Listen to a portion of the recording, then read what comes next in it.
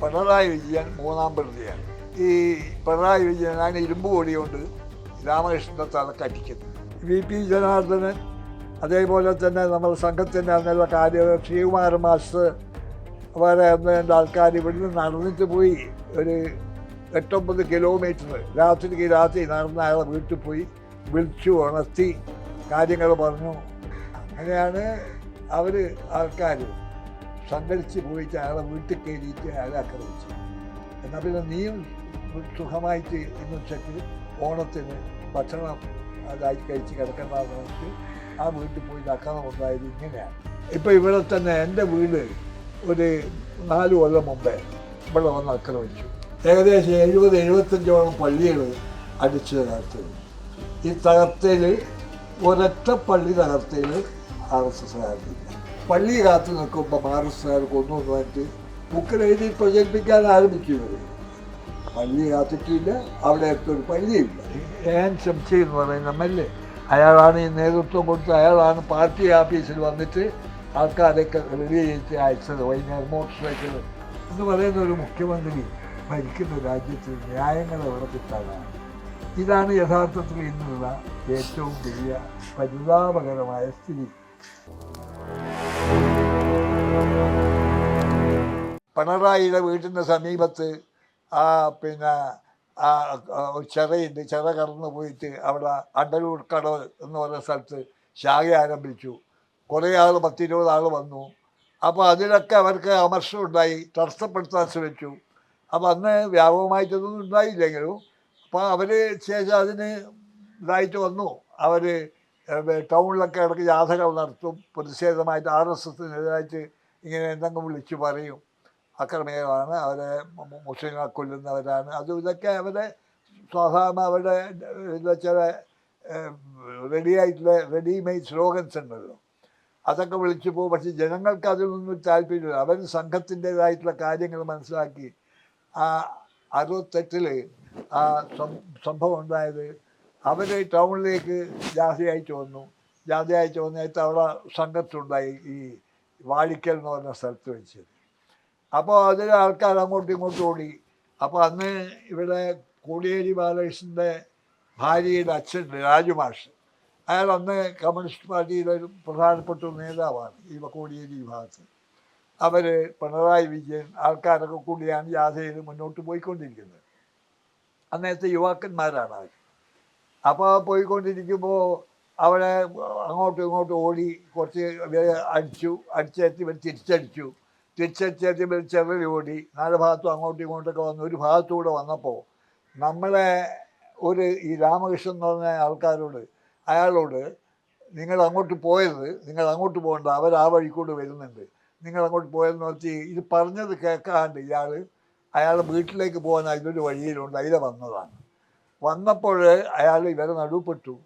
അവിടുന്ന് അടിയുണ്ടായപ്പോൾ ഈ അങ്ങോട്ടും ഇങ്ങോട്ടും അടിയും പിടിയും വലിയൊക്കെ വന്നിട്ട് പിണറായി വിജയൻ അതിൻ്റെ FIR എൻ്റെ കയ്യിലുണ്ട്.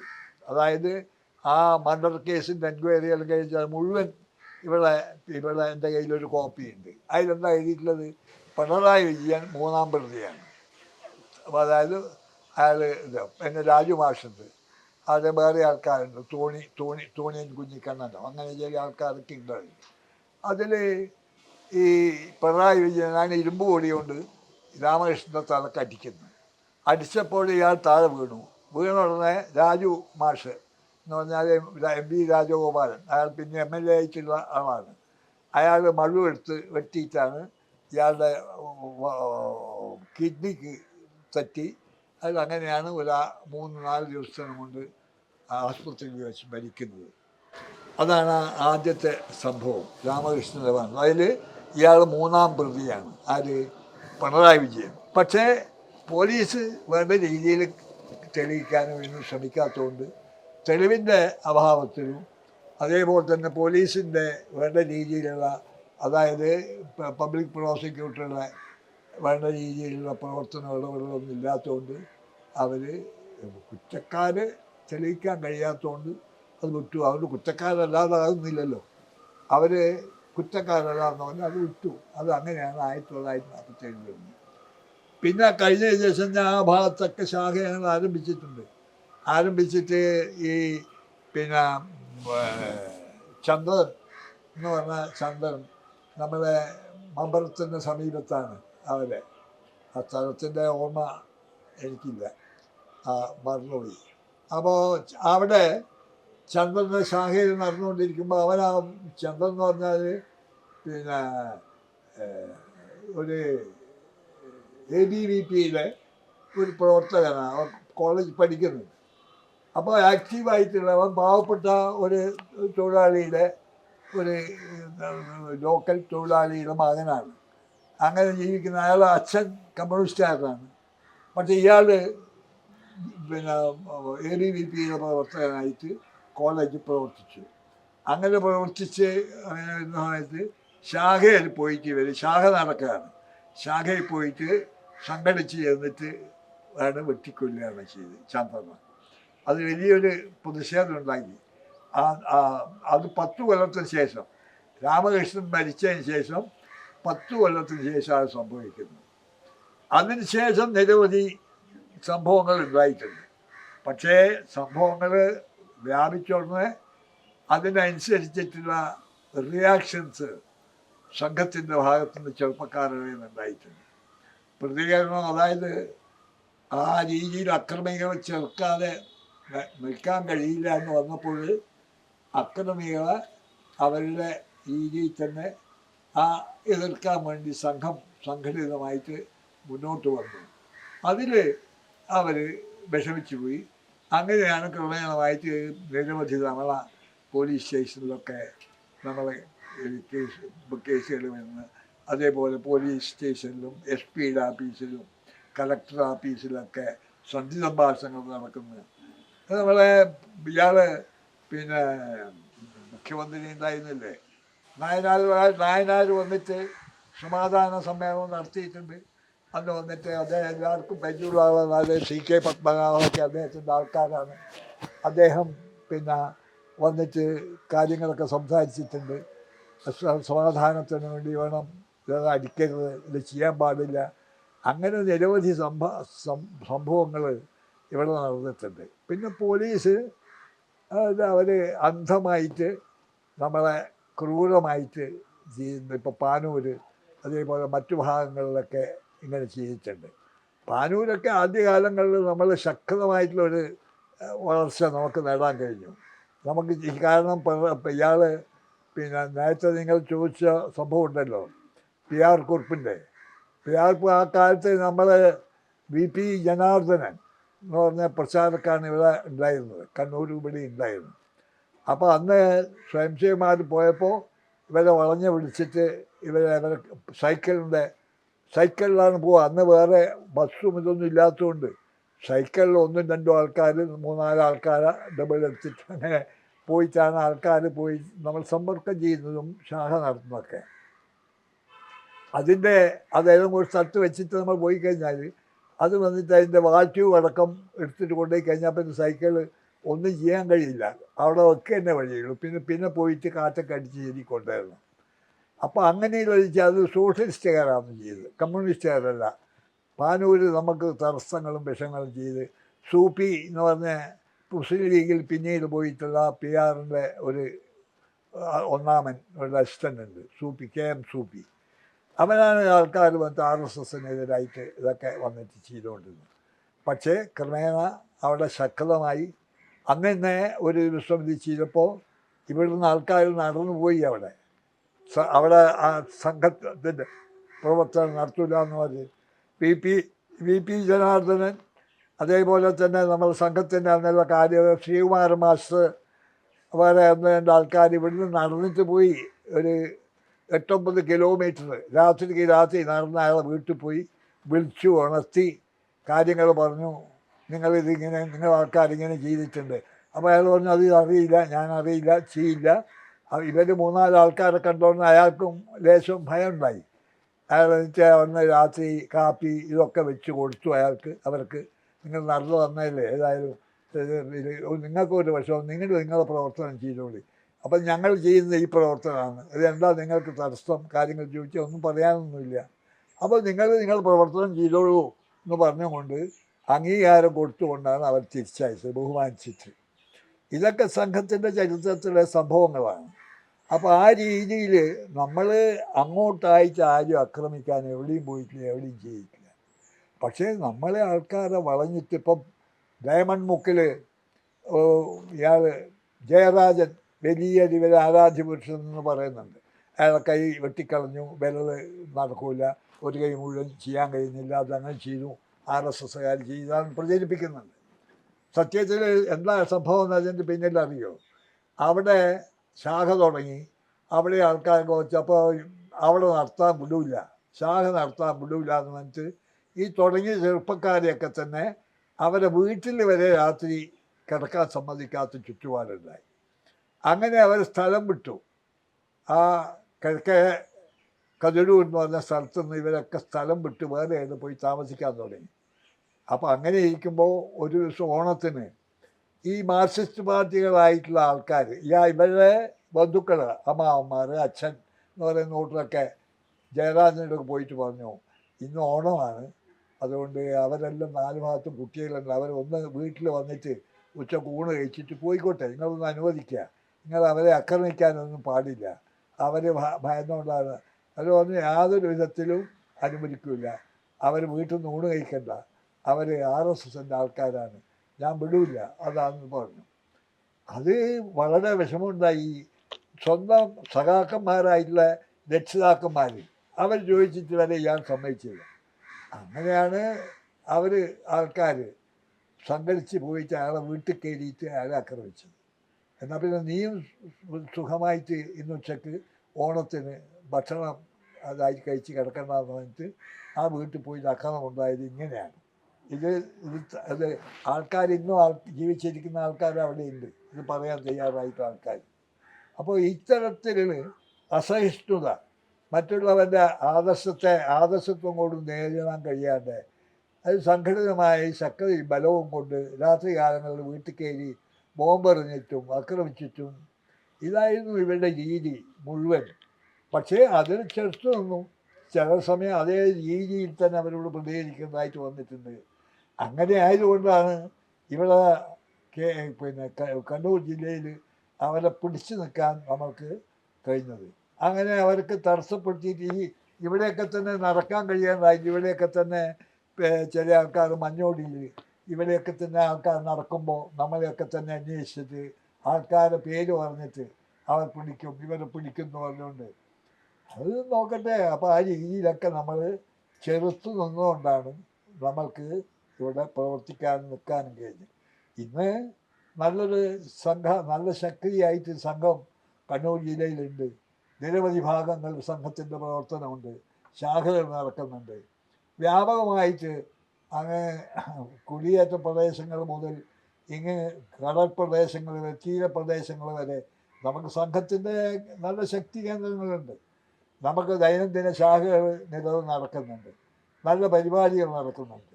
ഓരോരോ വർഷവും നമുക്ക് ഗുരുദക്ഷിണ, അതേപോലെ സംഖ്യ, ശാഖയിൽ വരുന്ന ഉത്സവങ്ങളിൽ സംബന്ധിക്കുന്ന ആൾക്കാരുടെ സംഖ്യ, ഇതൊക്കെ നോക്കിയാൽ സംഘത്തിൻ്റെ വളർച്ച നമുക്ക് കാണാൻ കഴിയും. ആ രീതിയിൽ നമുക്ക് മുന്നോട്ട് പോകാൻ കഴിഞ്ഞിട്ടുണ്ട്. ഈ സംഭവങ്ങൾക്ക് ശേഷം വളരെ വ്യാപകമായി ശാഖകൾ 4 ഭാഗത്തും തുടങ്ങാൻ കഴിഞ്ഞിട്ടുണ്ട്. നിങ്ങൾക്കറിയാം ഈ കലാപകാലത്ത് നടന്ന സംഭവം, മുസ്ലിങ്ങളുടെ ഒരു കലാപുണ്ടായി 48. അതൊക്കെ ആരാരംഭിച്ചതാണ്? അത് മാർക്സിസ്റ്റുകാർക്ക് സഹിക്കാൻ കഴിയാണ്ട് അവരാണ് ഈ നേതൃത്വം കൊടുത്തത്. ബീഡി കമ്പനികളിൽ നിന്ന് ആളെ കൂട്ടിയിട്ട് പോയിട്ട് വെക്കാൻ എന്താണെന്നുണ്ടായത്? ആ കാലഘട്ടങ്ങളിൽ മുസ്ലിങ്ങളുടെ കുറച്ച് സംഘടിത അക്രമങ്ങൾ ടൗണിൽ കുറേയധികമായിരുന്നു. തലശ്ശേരി കലാപത്തിന് മുമ്പേ നമുക്കൊന്നും ഇത് അറിയുന്നില്ല. ഞാനന്ന് റെയിൽവേയിൽ ജോലിയാണ് കണ്ണൂർ. ഞാൻ താമസിക്കുന്നത് റെയിൽവേ സ്റ്റേഷനടുത്ത്, എൻ്റെ ഭാര്യ വീട് അവിടെയായിരുന്നു. അവിടെയായിരുന്നു രാത്രി കിടക്കുക. രാത്രി ലേറ്റായിട്ട് ജോലി കഴിഞ്ഞ് വന്നാൽ അവിടെ പോയി കിടക്കും, എന്നിട്ട് പിന്നെ രാവിലെ ഓഫീസിൽ പോകും. അങ്ങനെയൊക്കെ ഉണ്ടായിരുന്നു. അവിടെ ഒരു പ്രത്യേക ദിവസത്തിൽ രാവിലെ ഞാൻ പുറപ്പെട്ട് സ്റ്റേഷനിൽ എത്തിയിട്ട് ഭയങ്കര ആൾ റെയിൽവേ സ്റ്റേഷനിൽ. എന്താ ഇത്രയധികം ആൾക്കാർ റെയിൽവേ സ്റ്റേഷനിൽ വന്നു വെച്ചാൽ ബസ്സുകളൊന്നുമില്ല, ബസ്സുകളൊക്കെ തടഞ്ഞു. അപ്പോൾ അതിൻ്റെ തലേ ദിവസം ഇവിടെ നമ്മളെ ഓവൻ ബ്രിഡ്ജിൻ്റെ അടുത്ത് ഒരു മുത്തപ്പൻ കാവുണ്ട്. ആ കാവിലേക്ക് ഒരു യാത്ര, അതായത് കലശയാത്ര ടൗണിലോട്ട് വരുമ്പോൾ അതിനാരോ ചെരുപ്പെറിഞ്ഞു എന്ന് പറഞ്ഞിട്ടൊരു പ്രശ്നമുണ്ടായി. അതിൻ്റെ പേരിൽ കുറച്ച് അടിപിടി ഉണ്ടായി. അതുകൊണ്ട് രാത്രി അപ്പോൾ കുറച്ച് ആൾക്കാർ ആ പള്ളിയിലൊക്കെ കയറി ആക്രമിച്ചു. എന്നാൽ അതിൻ്റെ ആ മുത്തപ്പൻ ക്ഷേത്രത്തിൻ്റെ അടുത്തൊരു പള്ളിയുണ്ട്, ആ ക്ഷേത്രത്തിൽ കയറി ആക്രമിച്ചു. അതുകൊണ്ട് തലശ്ശേരി ടൗണിലുള്ള ഹിന്ദുക്കളുടെ പീടികൾ മുഴുവൻ കൊള്ള ചെയ്ത് റോട്ടിൽ അരിയും ചാക്കും പഞ്ചസാരയും ഒക്കെ വലിച്ചിട്ട് നശിപ്പിച്ചതായിട്ട് കണ്ടു. ഇത് വലിയൊരു വിഷമമുണ്ടായി. അതേ തുടർന്ന് ഇവിടെ വലിയ കലാപമുണ്ടായി. പിറ്റേ ദിവസം രാവിലെ പോലീസ് ബസ്സുകളൊക്കെ തടഞ്ഞു. പോലീസ് പറഞ്ഞു തങ്ങ് പോയിക്കൂടാ, കലാപമാണ്. അതാണ് പോലീസാണ് കലാപം തന്നെ പേര് കൊടുത്തത്. എല്ലാം തടഞ്ഞു. ബസ് ആരും ടൗണിലേക്ക് വന്നില്ല. രാവിലെ ആകുമ്പം പല ഭാഗത്തുനിന്നും ആൾക്കാർ ഇവിടെ ജോലിക്ക് വരും. എവിടെ? തലശ്ശേരി ടൗണിലേക്ക് വരണ്ടേ? ബീഡി തൊഴിലാളികൾ, ജോലിക്കാർ, പീഡിക തൊഴിലാളികൾ, അങ്ങനെ പല ആൾക്കാരും വരിക. വയനാട്ടിൽ നിന്ന് വരുന്ന കൂട്ടരൊക്കെ മഞ്ഞോടി തടഞ്ഞു. ഇവിടെ തടഞ്ഞു പോലീസ്, അങ്ങ് ടൗണിലേക്ക് പോകാൻ പറ്റില്ല എന്ന്. അങ്ങനെ വരുന്ന കൂട്ടരൊക്കെ എരഞ്ഞോടി പാലത്തിൻ്റെ എടുക്കുക. മറ്റേ കൊളശ്ശേരി, അതേപോലെ തന്നെ പിണറായി വരുന്ന കൂട്ടരെയൊക്കെ തന്നെ മമ്പലം നമ്മളെ ടൗണിലുള്ള ആസ്പത്രിയിൽ അവിടെ കൊടുവള്ളി അവിടെ തടഞ്ഞു. എല്ലാ തലശ്ശേരി ടൗണിലേക്ക് ആരെയും വിടാതെയായി. തലശ്ശേരി ടൗണിൽ ആ ബസ്സുകൾ തടഞ്ഞു, സ്ത്രീകൾ ആക്രമിച്ചു എന്ന് പ്രശ്നമായി. അപ്പോൾ ഉടനെ എന്തുണ്ടായി? ആ തലേ ദിവസം സംഘർഷവും. പിന്നെ തലശ്ശേരി ടൗണിൽ 2-3 സംഭവങ്ങളുണ്ടായിരുന്നു. ഒരു മാർക്സിസ്റ്റുകാരനായിട്ടുള്ള ഒരു ടാക്സി ഡ്രൈവറാണ് അത്തിമമ്മു എന്ന് പറഞ്ഞ ഒരു മുസ്ലിം കുത്തിയിരുന്നു. കത്തി കൊണ്ട് കുത്തിയിട്ട് അവൻ വളരെ സീരിയസ് ആയിട്ട് ഇവിടെ ആസ്പത്രിയിൽ കിടക്കുക. മാർക്സിസ്റ്റുകാരനാണ്. അവൻ്റെ ഒരു ടാക്സി ഡ്രൈവർ. അവിടെ ടാക്സി എപ്പോഴും വെക്കുക മാർക്സിസ്റ്റ് പാർട്ടി ആഫീസിൻ്റെ തലയിൽ അവിടെയാണ് റെയിൽവേ സ്റ്റേഷൻ കോർണറിൽ. അപ്പോൾ അവൻ ആസ്പത്രിയിൽ കിടന്നു. അവനെ കുത്തി. അവൻ്റെ പേരുണ്ടായിരുന്നു, വേലായുധനോ എന്തോ ഇതാണ്. അപ്പോൾ അവനെ കുത്തിയതിന് ശേഷം അവൻ പിന്നെ സീരിയസ് ആയി കിടക്കുകയാണ്. ഈ അത്തി വന്നു എന്ന് പറഞ്ഞാൽ കത്തിയും പിടിച്ചിട്ട് അവൻ കടപ്പുറത്ത് ഇങ്ങനെ നടക്കുന്നുണ്ട്. പോലീസ് ആരെയും പിടിക്കുന്നില്ല. അന്ന് CH മുഹമ്മദ് കോയ ആഭ്യന്തരമന്ത്രിയായിട്ടുണ്ടായിരുന്നു. അയാളുടെ ബദലായിട്ട് ഇവിടെ ഉണ്ടായിരുന്നത് ഒരു CKP ചെറിയ മമ്മൂക്കൈ എന്ന് പറഞ്ഞ മമ്മൂക്കയുണ്ട്. അയാളാണ് ഇതിൻ്റെ ഈ ഏകോപന സമിതി ചെയർമാൻ എന്തോ ആയിരുന്നു അയാൾ. അപ്പോൾ അയാളുടെ ഞാൻ പോവുക. ഈ ഇവിടുത്തെ DYSP ഉണ്ട്, അദ്ദേഹം ഡെയിലി രാവിലെ കുളിച്ച് പൊറിയും തൊട്ടിട്ട് അയാൾ വിട്ടു പോയിട്ട് അയാൾ എടുക്കുന്ന നിർദ്ദേശം വാങ്ങിയിട്ടാണ് ടൗണിലേക്ക് വരിക. അപ്പോൾ ടൗണിൽ വന്നു കഴിഞ്ഞാൽ മുസ്ലിംസ് എന്ത് സമ്മാനിച്ചും ചെയ്താലും ഒരു കേസില്ല, ഒപ്പില്ല. ഹിന്ദുക്കൾക്കെതിരായിട്ട്, അതായത് ചോട്ട് തൊഴിലാളികൾ, ഇവർ. അപ്പോൾ അവരുടെ ഒരു സമ്മാനിത്തമാണ് ടൗണിലുണ്ടായത്. അപ്പോൾ അതിന് ശേഷം ഇത് യഥാർത്ഥത്തിൽ ഒരു വലിയൊരു കലാപമായി മാറി. കമ്മ്യൂണിസ്റ്റുകാരൻ, കോൺഗ്രസ്സുകാരൻ, സോഷ്യലിസ്റ്റുകാരൻ എല്ലാവരും ഹിന്ദുക്കളൊക്കെ ഒരു ഭാഗത്ത്. ഈ ഭാഗത്തൊക്കെ തടഞ്ഞെത്തിയ ഹിന്ദുക്കളൊക്കെ തിരിച്ചുപോയി. ഇവിടെ കലാപമാണെന്ന് മനസ്സിൽ എവിടെയാണ് പോയി? അവരെല്ലാം പോയിട്ട് അവരുടെ നാട്ടിൽ പോയിട്ട് അവർ പള്ളികൾ അടിച്ചു തകർത്തു. ഏകദേശം 70-75ഓളം പള്ളികൾ അടിച്ചു തകർത്തു. ഈ തകർത്തയിൽ ഒരൊറ്റ പള്ളി തകർത്തയിൽ RSSകാരില്ല. RSSകാരൻ, കാരണം നമുക്ക് അത്രയും പ്രവർത്തകന്മാർ നമ്മൾ ലിമിറ്റഡായിട്ടുള്ള ഏരിയയിലല്ലോ. പക്ഷേ കണ്ണൂർ ജില്ലയിൽ പല ഭാഗങ്ങളിലും പാനൂരും പിണറായിയും അതേപോലെ ഉള്ളോട്ടും ഒക്കെ തന്നെ പല ഭാഗത്തും ഇതിൻ്റെ റിയാക്ഷൻ ഉണ്ടായി. ഈ സംഭവമൊക്കെ വളരെ വ്യക്തമായിട്ട് നിങ്ങൾക്ക് കാണാൻ കഴിയും. ഇതിൽ എഴുതിയിട്ടുണ്ട്. ഈ വിധേയത്വ കമ്മീഷൻ എന്ന് പറയുന്ന കമ്മീഷൻ ഉണ്ടായിരുന്നു ഇവിടെ. പക്ഷേ അന്ന് കരുണാകരനും ആൾക്കാർക്ക് വന്നിട്ട് എന്താ ചെയ്തത്? ഹിന്ദുക്കൾക്കെതിരായിട്ട് ഹിന്ദുക്കളാണ് ചെയ്തത്. ഹിന്ദുക്കൾ റെസിസ്റ്റ് ചെയ്തിട്ട് ഒന്നും ചെയ്തിട്ടില്ല. ഒരു ചെരുപ്പ് എറിഞ്ഞു എന്ന് പറഞ്ഞിട്ട് അതിൽ വേറെ സംഘർഷം ഉണ്ടായി. ശരിയാണ്. പള്ളിയിൽ കയറിയിട്ട് അവരെന്തോ ചെയ്തു. ഈ ജാഥക്കാർ അവർ ഈ മുത്തപ്പൻ തറ എടുത്തു വരുന്ന അതിൽ സംഘമേ ഇല്ല. അന്ന് സംഘത്തിൻ്റേതായിട്ടുള്ള ശക്തിയെ പിന്നെ ഭരണസമിതിയിലില്ല, മുത്തപ്പൻ കാവിൻ്റെ. പക്ഷേ അത് മുഴുവൻ RSS എന്ന് പ്രചരിപ്പിക്കുകയും ചെയ്തത് മുഴുവൻ പിറ്റേന്ന് കമ്മ്യൂണിസ്റ്റ് പാർട്ടിയിൽ നിന്നുള്ള ആൾക്കാർ ആണ് ഇതൊക്കെ തന്നെ. അപ്പം അവസാനം അവർക്ക് നിയന്ത്രിക്കുന്ന ആൾക്കാവന്ന് പിണറായി വിജയനും കോടിയേരി ബാലകൃഷ്ണനൊക്കെ കാറെടുത്തിട്ട് കൊടിയും കുത്തിയിട്ട് പോയിട്ട് ചെയ്യരുത് നിങ്ങൾ ആക്രമിക്കരുത്, പള്ളികൾ തകർക്കരുത്. പള്ളികൾ തകർത്തേച്ച് 10-20 പള്ളിയെ തകർത്തയിൽ അത് 90% പ്രതികളാരാ? മാർക്സിസ്റ്റുകാരാണ്. അതൊക്കെ ഇതിൽ എഴുതിയിട്ടുണ്ട്, നമ്മളെ കമ്മീഷനിൽ എഴുതിയിട്ടുണ്ട്. കമ്മീഷൻ്റെ റിപ്പോർട്ടുണ്ട് കയ്യിൽ. അപ്പോൾ ഇതൊക്കെ പ്രചരിപ്പിക്കുക എന്നല്ലാണ്ട് എന്നിട്ട് പറഞ്ഞു ഏതോ ഒരാൾ പള്ളി രക്ഷിച്ചു എന്ന് പറഞ്ഞിട്ട് ഇയാളൊരു ബുക്കിലുണ്ട്, അതിൻ്റെ നമ്മളെ ജയരാജൻ്റെ. അതിൻ്റെ അയാൾ മരിച്ചതിൻ്റെ വിധിന്യായവും കോപ്പി എൻ്റെ കയ്യിലുണ്ട്. അതിലെന്താ ഉള്ളത്?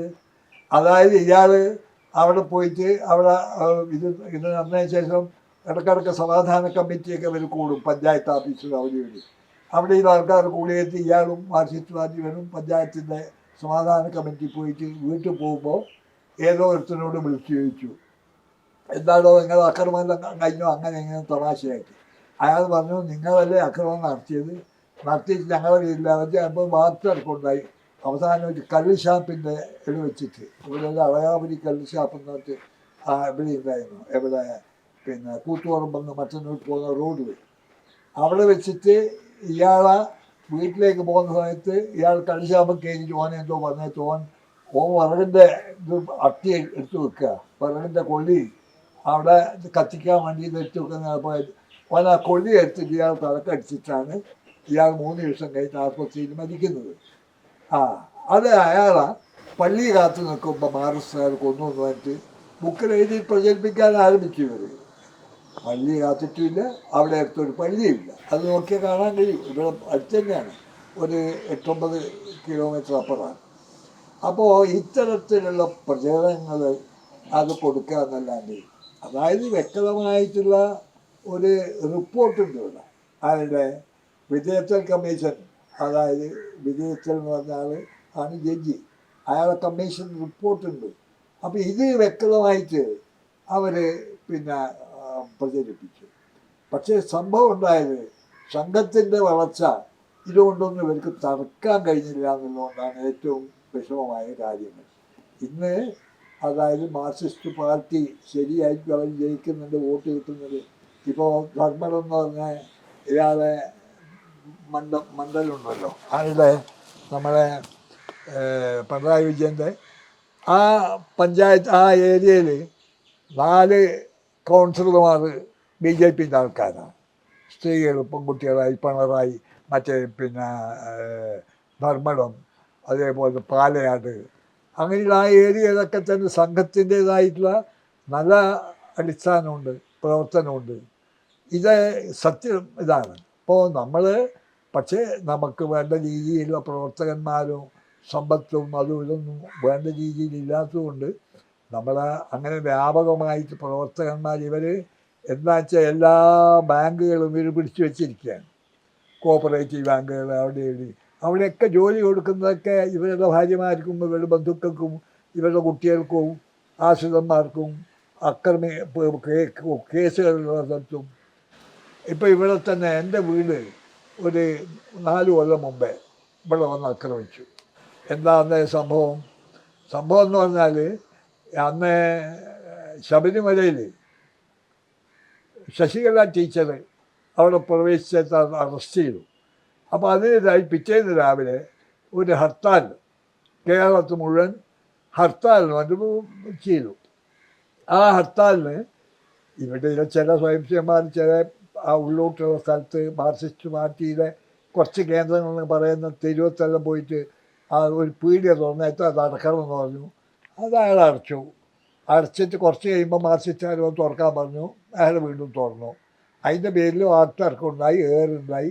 ഒരുത്തൻ നമ്മളെ ഒരു അവിടെയുള്ള സ്വയംസേവകൻ്റെ തലയിൽ അടിച്ച് കീറിയിട്ട് അവൻ ആസ്പത്രിയിൽ അഡ്മിറ്റ് ചെയ്തു. അതിൻ്റെ പേരിൽ അവരടുത്തുള്ള ഒരു വീട്ടിലേക്ക് കല്ലെറിഞ്ഞു. അവിടെ എൻ്റെ കാറോ ഓട്ടോറിക്ഷ എന്തോ ലേശം ഗ്ലാസ് പൊട്ടി, അങ്ങനെ സംഭവം. അപ്പോൾ അവിടത്തേക്ക് സ്പീക്കർ ഇവിടുത്തെ MLA അല്ലേ, അവനവിടെ വന്നു. അയാളവിടെ വന്നിട്ട് അയാൾ പറഞ്ഞു, അയാളുടെ ഉദ്ദേശം ശരിക്കും ചെയ്യുന്നതെന്നാ എല്ലാവരും വിളിച്ചിട്ട് സമാധാനം ഉണ്ടാക്കണം, ആക്രമിക്കരുത്. ഇത് ഈ രീതിയിൽ പരസ്പരം ഇത് പാടില്ല എന്ന് പറയുന്നതിന് വരാം. അയാൾ പ്രേരണ കൊടുത്തു, ആക്രമിക്കാൻ പ്രേരണ കൊടുത്തു. അവസാനം നമ്മുടെ BJP ഈ മണ്ഡലം ഈ ജില്ലാ പ്രസിഡന്റ് ഹരിയുടെ വീട് ആക്രമിച്ചിട്ട് അവർ തിരിച്ചിട്ട് വേറൊരു വീട് അവരും ആക്രമിച്ചു. കുറച്ച് ചെറുപ്പക്കാർ പോയിട്ട് അത് ചെയ്തു. അപ്പോൾ ഇവരെല്ലാം കൂടി തീരുമാനിച്ചിട്ട് ഒരു 10-50 ആൾ ഒരു ദിവസം വൈകുന്നേരം കാണാൻ ഒരു 7 മണിക്ക് വിളക്കേരി വരും. ഇവിടെ സകലം അടിച്ച് തകർത്ത് ഗ്ലാസ്സായിരുന്നു ഇത് മുഴുവൻ. ഇത് മുഴുവൻ ഗ്ലാസിൻ്റെ ഇതായിട്ട് വെച്ചായിരുന്നു. ഇതെല്ലാം അടിച്ച് തകർത്ത് അകത്ത് കയറി നമ്മളെ ഈ വരാന്ത മുഴുവൻ അടിച്ചു പൊളിച്ചു. അത് കയറിയിട്ട് അകത്ത് കയറിയിട്ട് വീടുകളിനകത്തുള്ള സകല ഇത് ഫാനൊക്കെ കൊടുത്തു വെച്ചിട്ട് വലിച്ച് ഇതാക്കി. അതേപോലെ TV അടിച്ച് തകർത്തു. അങ്ങനെ എല്ലാ മുറിയിലും കയറി എല്ലാം പൊടിയാക്കി കളഞ്ഞു. താമസിക്കാൻ കഴിഞ്ഞിട്ടില്ല. എനിക്കൊരു മാസം ഞാനിവിടെ താമസിച്ചിട്ടില്ല. വേറെ മക്കളെടുക്കെ താമസിച്ച് പിന്നെ ഇത് റിപ്പയർ ചെയ്ത ശേഷം ഞാനിങ്ങോട്ട് വന്നത്. ഇത് ചെയ്ത ഇത്ര ചെയ്തിട്ട് 4 കൊല്ലം കഴിഞ്ഞിട്ട് ഇന്ന് വരെ ഒരു കേസ് വന്നിട്ടില്ല. കാരണം 2 ആൾക്കാർക്ക് പ്രതിയായി ചേർത്ത്. ഞാനാ ചെയ്തതെന്ന് പറഞ്ഞിട്ട് 2 ആൾക്കാർ വന്നു. അവർക്ക് പിറ്റേന്ന് 2 ആൾക്കും ജോലി കൊടുത്തു. ഒരുത്തന് കോപ്പറേറ്റീവ് ആസ്പത്രിയിൽ ജോലി കൊടുത്തു, വേറെ ഒരുത്തന് എവിടെയൊരു ബാങ്കിൽ ഒരു പ്യൂണായിട്ട് ജോലി കൊടുത്തു. കാരണം 2 റെഡി തയ്യാറാക്കിയ 2 ആൾക്കാർ. ഇത് ചെയ്ത ആൾക്കാരുടെ പേരിലൊന്നും കേസില്ല. ഇതൊക്കെ തന്നെ വിളിച്ചു കൊണ്ടുവന്നത് ഇവിടുത്തെ MLA ആയിട്ടുള്ള നമ്മുടെ പിന്നെ AN ശംസി എന്ന് പറയുന്ന MLA. അയാളാണ് ഈ നേതൃത്വം കൊടുത്ത്. അയാളാണ് പാർട്ടി ഓഫീസിൽ വന്നിട്ട് ആൾക്കാരെയൊക്കെ റെഡി ചെയ്ത് അയച്ചത്. വൈകുന്നേരം മോട്ടോർ സൈക്കിൾ 5-10. അപ്പോൾ അന്ന് വൈകുന്നേരം തന്നെ ഒരു സംഘർഷമുണ്ട്. കാരണം വെച്ചാൽ ആൾക്കാർ പോലീസൊക്കെ അവിടെ പാറാവുണ്ട് റോഡിലൊക്കെ. പക്ഷേ പോലീസുകാരൊന്നും ചെയ്തില്ല. പോലീസിൻ്റെ അറിവോട് കൂടിയിട്ട് ഇതൊക്കെ കഴിഞ്ഞ ശേഷം പോലീസുകാരൊന്നും ഇതൊക്കെ നോക്കിയിട്ട് പോയി. ഇന്ന് വരെ അതിനെപ്പറ്റി അന്വേഷണം വേണ്ട രീതിയിലുള്ള അന്വേഷണം നടന്നിട്ടില്ല.